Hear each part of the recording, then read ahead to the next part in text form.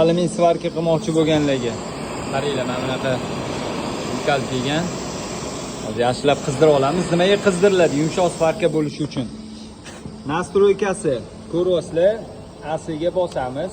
Deyarli hamma apparatda bir xil, standart. Asiga bosasiz bo'ldi. Qolgan narsalari xuddi shunaqa tursin. Tikka bosilgan bo'ladi. MMA ga emas, T2 ga. Asi, mana bu to'g'ri chiziq, постоянный impuls emas. Ko'rib olinglar, mana shu oxiridan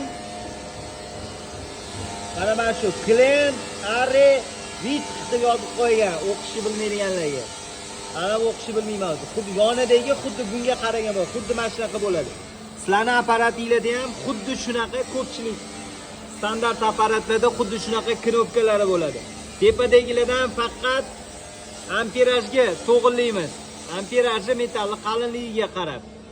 Faqat mana shu ikkita knopka bo'ldi. ACDCni yoqasizlar, mana shu ikkita knopka hal qiladi. Qolgan narsalarga tegish shart emas.